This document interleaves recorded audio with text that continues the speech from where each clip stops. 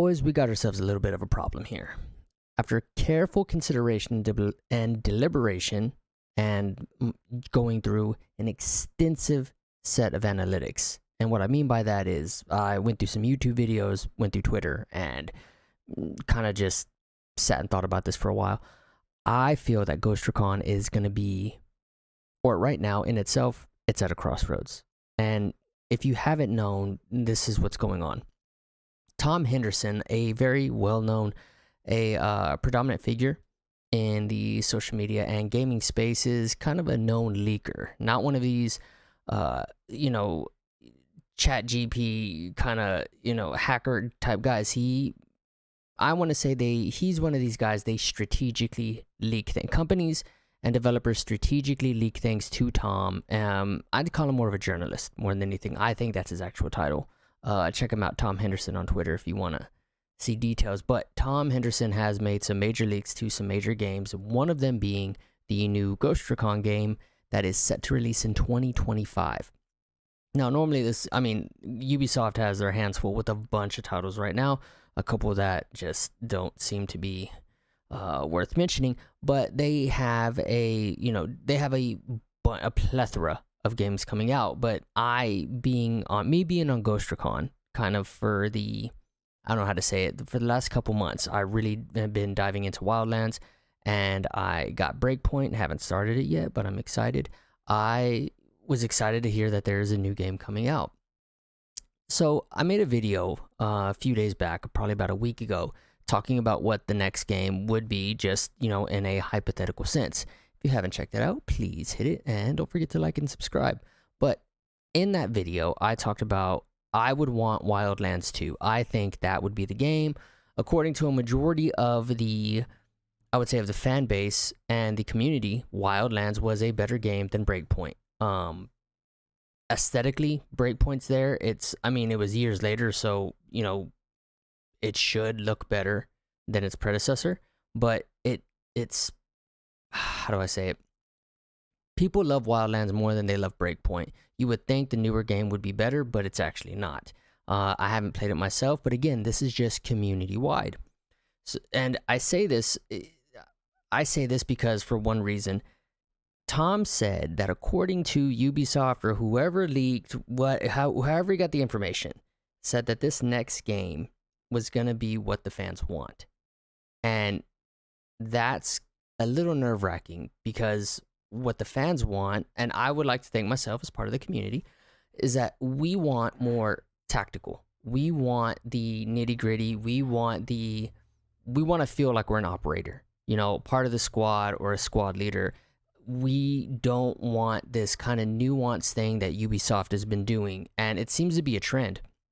For instance, one of the biggest things that we've seen, I would say, in the past couple years, let's take Rainbow Six. Rainbow Six Siege is a great game, great tactical shooter, one of my favorite esports to watch, and they go through this phase of very different colors, non-tactical stuff. There's a unicorn skin involved somewhere, and some people like that, and if you bought the skin or if you're into that stuff, that's no problem.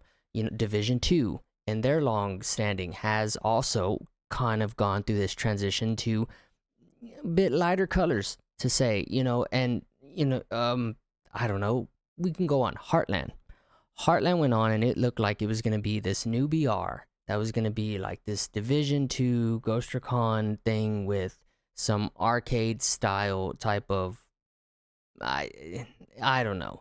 I can't say a lot about it because if the game is canceled, but this is just a few games that I can think of right off the top of my head that Ubisoft has or had a good community of tactical shooters, and they slowly changed it into something different. And when we hear that this is going to be what the fans want, I don't know. It leaves me a couple question marks, because it feels like this is the crossroad that Ubisoft is going to be on for the next Ghost Recon game. It's either going to go tactical, which is what I want. I think the community wants, us as a community, for the majority, we want an open world tactical squad-based shooter, third person, right? Maybe first person, I don't know, not a lot of people. That's a different conversation for a different day. But there's no one else in this market that's doing that. If you said, let me go ahead and Google third person open world tactical shooter, there isn't going to be a lot. So there's not this huge competition to, to hit this mark. I will say they are on, the competition's coming. If you haven't already, there is a game called Gray Zone, which hasn't. It's picking up Steam. It's on Steam. Add to your wish list, and it looks very promising. If you are a Ghost Recon fan, Division 2 fan, I would say Ready or Not, Tarkov, Escape from Tarkov, any type of tactical shooter type of genre. If that's your thing, if that tickles your pickle, I would look into Gray Zone. And the reason I even mentioned a totally different game is because Ghost Recon is not going to be the only boys on the block anymore, right? They're going to actually have to compete with other companies trying to take on or try to satisfy this itch that we gamers want of a very no nonsense tactical squad based shooter, right? We want to go and do these missions. We want to be able to go to the main boss and then, give us kind of like maybe, going on the whim here, maybe like an Elder Ring type of experience, but at the same, an Elder Ring type of vibe, being able to explore, but at the same time, we can, verify, we can change our loadouts. Let's say me and the boys load up and there's 10 different squads playing the game. We all have different loadouts. We have different customs. Like there's not one way to extract a mission or to complete a mission, something along those lines. That's what we're wanting. We don't want to have, a pink ghillie suit, right? Like if you have that, that's great, no problem. But you don't need to spend time on that or think that's what we're shooting for. We rather have the ghillie suit with the 50 cal that we can hit from 1,000 yards.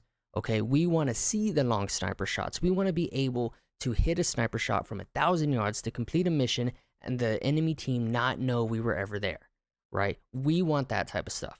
We don't want to see a bunch of spray paint and, type of real just vibrant colors, just for no reason.